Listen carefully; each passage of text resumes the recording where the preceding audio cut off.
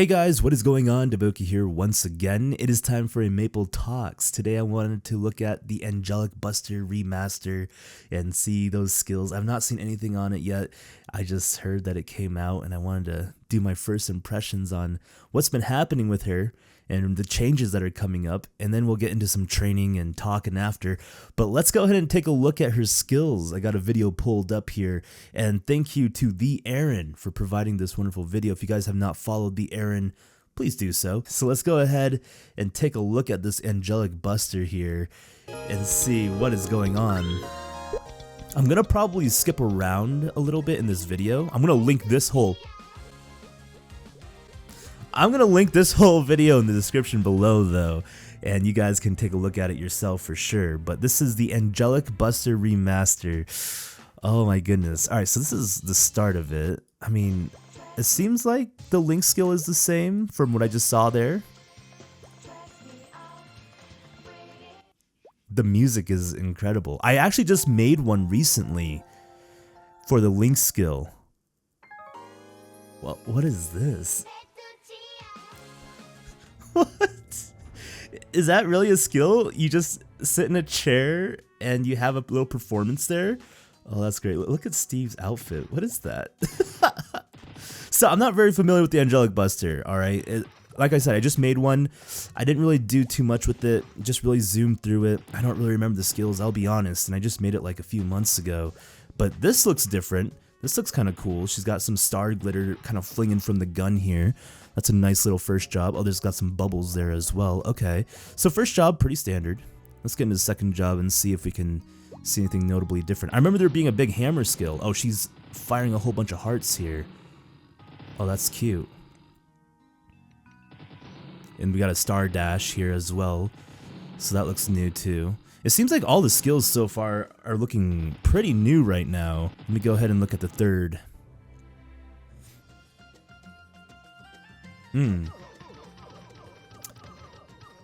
These bubbles flinging out looks a little familiar, but I think how they're proccing is a little bit different. Actually, no, this is looking quite different. It seems like there's a lot more flying around. Okay. This remaster came out of left field though. I was not expecting this one. For sure. Okay, and we got some, looks like almost Adele swords falling from the skies here. Nice. The class is very pretty though. Color scheme is great. That purple pink pop right there. Alright, let's check out fourth job. Oh! This looks different. Oh yeah, it's got a lot more range too. I remember this being that like drum looking skill, I feel like. Or was it the dragon? Ooh! Ooh, we got some nice punches coming out there. That was pretty good. Okay. She seems a lot more smooth right now. I'm noticing also like the little, I don't know what it was. There was some sort of UI here for her as well on the right hand side that's gone. Oh shoot. Alright, let's check out the hyper. Ooh. Oh yeah. We got a little summon hyper action there. Look at that beautiful Christmas tree decoration. Okay, is this fifth job? This is fifth job now. We're getting into the fifth job territory. Oh, he's at Fire Spirit. Yo, this is where I'm going to be training at today.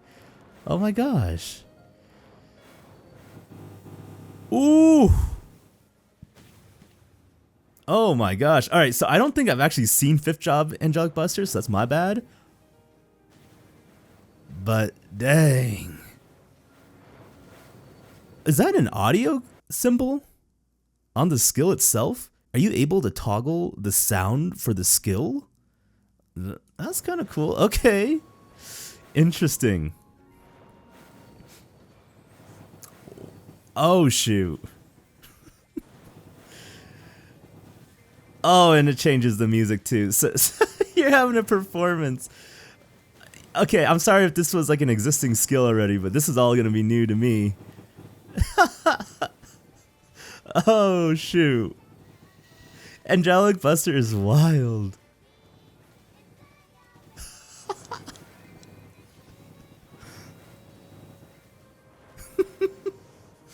She is something, man. She is something. Whoa. Oh, and these are the 6 job skills? Okay, I think I remember what the 6 job skill was. Yeah, she goes into whole performance. Oh, jeez.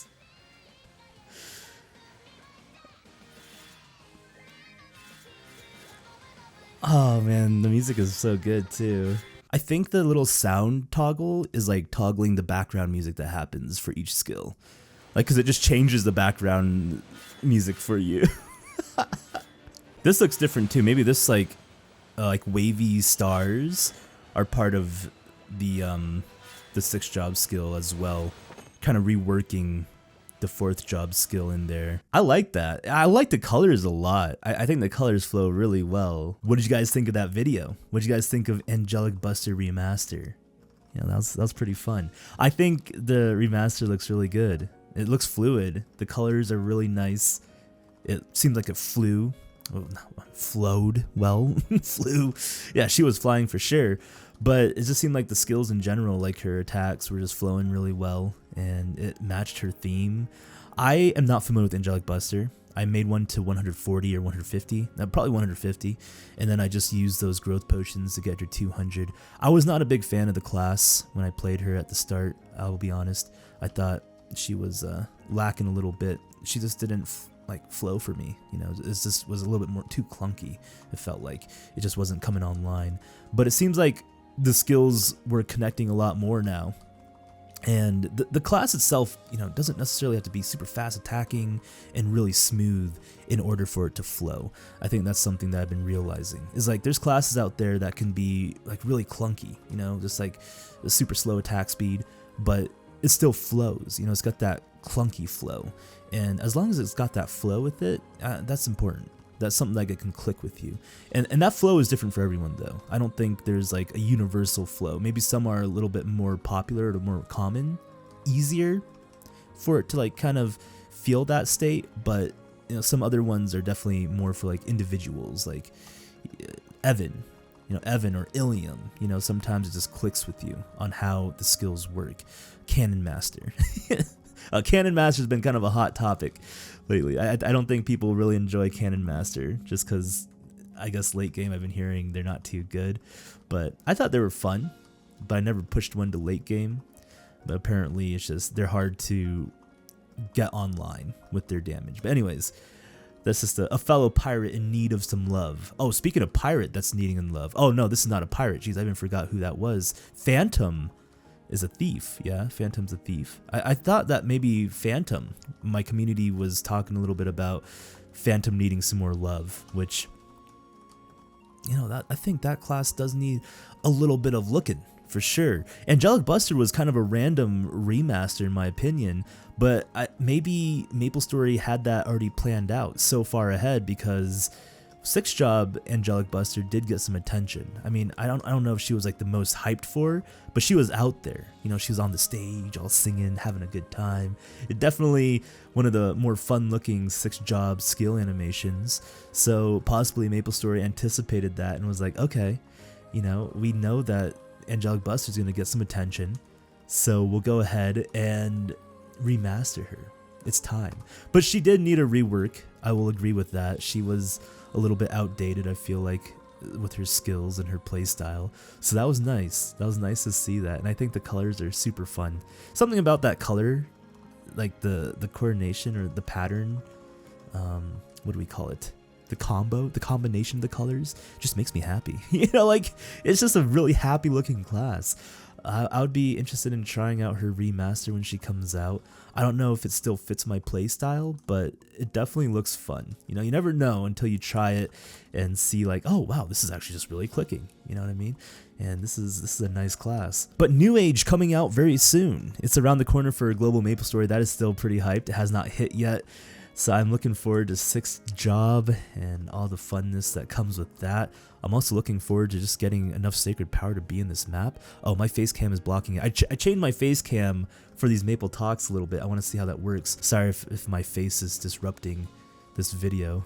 But I was trying to change the camera placement and everything. But anyways, my sacred power is 40 out of 50, so I'm still suffering from less sacred power by 10. I'm needing a little bit more still here, but we're getting it. We're getting it slowly. Just been kind of training, chipping away. I'm not quite one-shotting these mobs for sure, and it's hurting. I think I fully buffed one time up and I was getting about 14,000 mobs an hour, being able to one-shot, like fully buffed up, getting the fame buff, all my guild skills. My guild skills are on cooldown right now, or I'd be using them. Are they on? Yeah, they're on cooldown. I was training a little bit before, and just getting some gains here. But yeah, when I was one-shotting the mobs, I was getting 14,000 mobs an hour, which feels good. When I'm not one-shotting mobs and I'm like training usually like how I normally train, like two-shotting, I get about 12,000 mobs an hour. So I'm feeling it for sure, not being able to one-shot, but we're getting there. It's something to look forward to, you know? It's always nice to have these goals, these things in reach, like things to achieve for. I always talk about that, because like it makes it fun, something to progress and obtain. When I was watching this remaster work and just the skills and just kind of the updates in general that MapleStory puts out, it can't help but think a little bit about like the creativeness and some of the work that goes behind creating these classes and creating these reworks, you know, like the animation styles. And of course, we can kind of see a little bit of like the influence of where it came from, of being able to kind of pull out some of these skills and such. But this whole creative aspect of things, you know, I was listening to a really interesting podcast that kind of ties into this creativeness. It was Thon Vio and Rainn Wilson.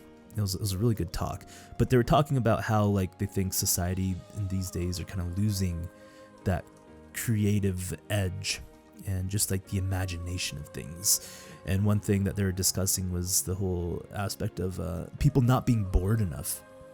And this was pretty interesting because I got to agree with them. I think our culture, our society has lost the ability to be bored.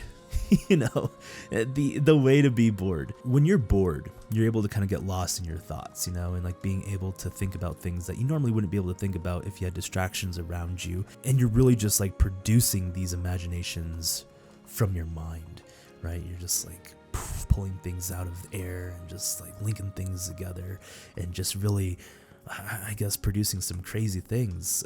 Probably 80% of it is just not helpful. You know, you're like role playing a superhero situation in your head, which I did all the time. In class, like I got bored a lot, and I feel like maybe today you kids that are in class are getting bored as well, you know, just in lectures. And I think this is like one of the biggest reasons why I just did not do well in school, was because I got bored, and instead of using that boredom to excel my academic future, I used it to just imagine things in my head, you know, like a girl that I had a crush on, just imagine scenarios where I would like be able to save her somehow, you know, from a sticky situation, and like she would like fall in love with me or something, and stuff like that, you know, like useless stuff.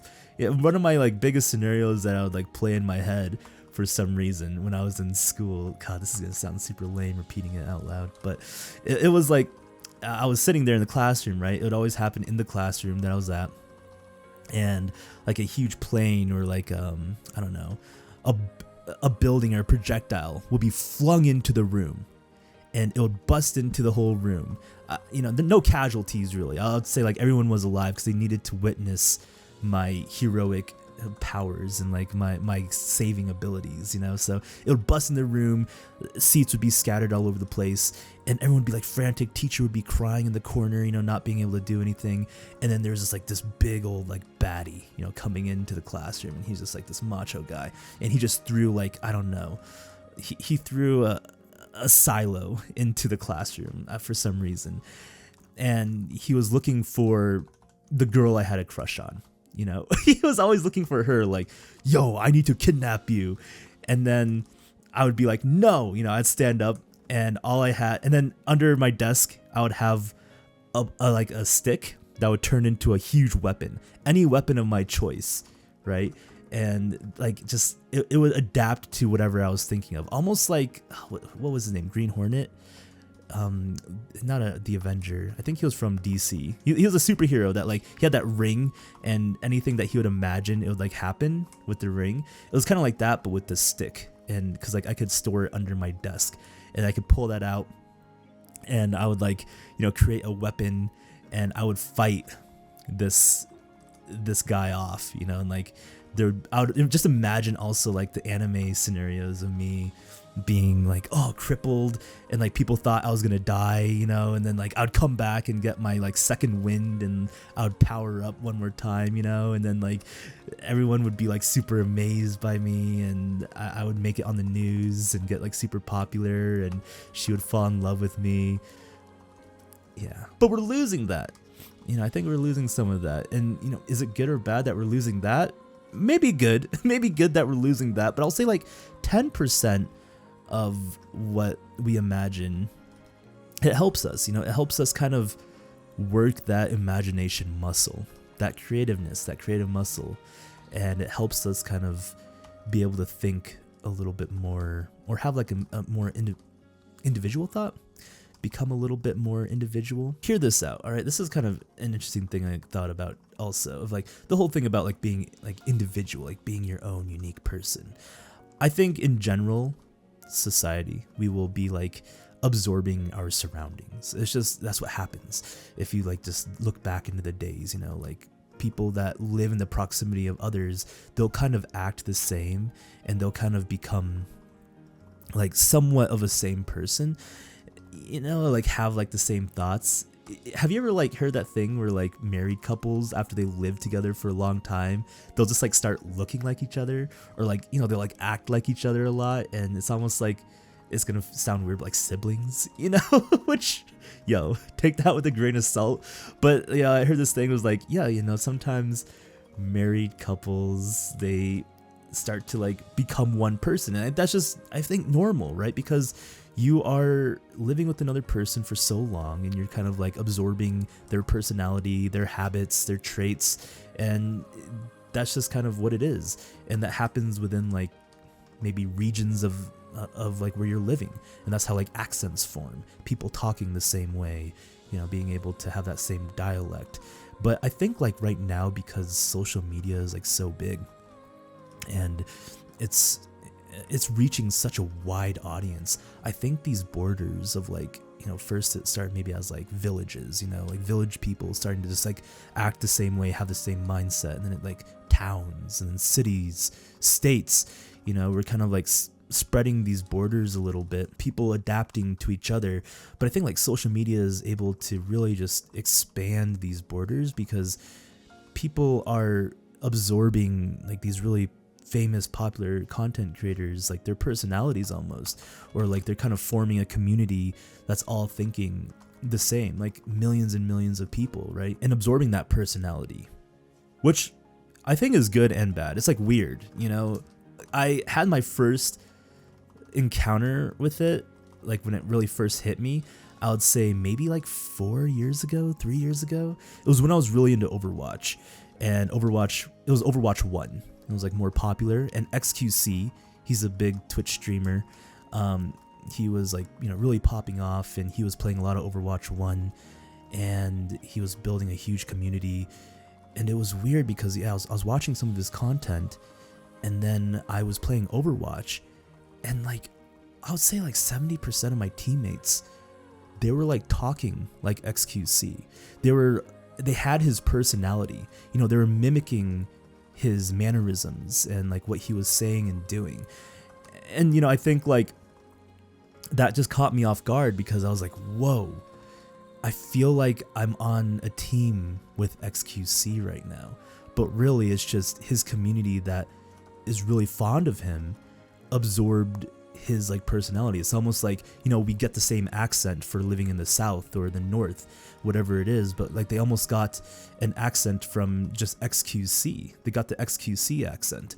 And it's almost like these borders are, again, just with social media, it's expanding. You see that with other content creators too. And I think that's just kind of normal on how that's or I don't know if it's normal, but it's just kind of how it's going to work if we are influenced and being absorbed so much with a certain community or our environment. We're going to be soaking that up, and that happens. I think that's happening right now.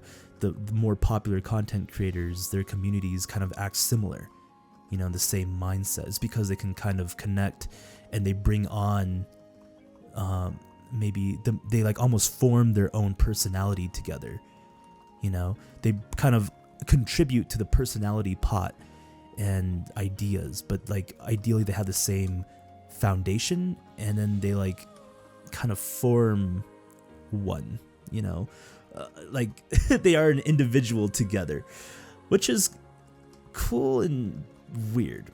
You know what I mean? Because it's cool because, look, the thing is, we're gonna be influenced regardless throughout our days. We can't stop that, and that's just how life works. Is like we live life, we observe things around us, and we get influenced by it, and we kind of mold our personality with whatever events happen throughout, what we are surrounded with. So now we're just being surrounded with a wider scope of things, and we're able to, I guess, mold our personalities and shape it with just like so many different things from so far away, instead of just like our village, our town, our neighbors around us, the people that we're surrounded with immediately, But I do think it is helpful in a way. I don't want to have this like dooming thought process, like, oh, everything is doomed, like the future is always moving in the wrong direction. There's a lot of that's going on. It's hard not to think that way too, of like, oh, we're always moving in the wrong direction, which like that is important to think about too, because like we want to make sure we're always striving for the best and avoid situations, making sure that we are thinking better. I think that mindset helps us think better in a way, but always being consumed with those negative thoughts, I think is not productive. Like going back to the whole thing on how social media just broadened our borders of like who we can surround ourselves with. I think that's important too, because there was people back in the day that was struggling to feel like they fit in, because they're only surrounded by like let's say 20 people, right? Like 20 people, and we're all so unique, and we feel like we're so different from everybody. And this still happens today. Yeah, it's like you always think like something is wrong with you and it's hard to fit in, but now maybe that the borders have broadened a little bit, we're able to find others that are similar to us, like being able to think in our same mind or thought process. Just some thoughts, man. I don't know how I got onto that all, and I apologize for going on such a crazy tangent. This was supposed to be about Angelic Buster. I apologize. But Angelic Buster, how can we tie it back? We're gonna fit in. We're gonna fit in with this pink pop star. For you guys that were really wanting a pink pop star class in Maple, it just has gotten remastered, and you guys will have a very fun class to play. Yeah, I know my rates aren't very good here. We're not hitting too good of things at the moment. We're just like slowly climbing along this level. I'm sorry. I don't know if it's entertaining or not, watching me just like hit for 3% while I'm talking about random stuff, but just little Maple talks. Once New Age drops, we'll be definitely getting into some more like progression series, and we'll be looking into creating some characters and looking more into Maple Story stuff. But we'll definitely be having a mixture of Maple talks in here as well. I think so far we'll just be calling this, whatever this is, some Maple talks. But anyways, thank you so much for watching, ladies and gentlemen. Much love, one love. This has been DaBoki. I appreciate all the support. You guys are amazing, and I'll be seeing you guys later. Goodbye.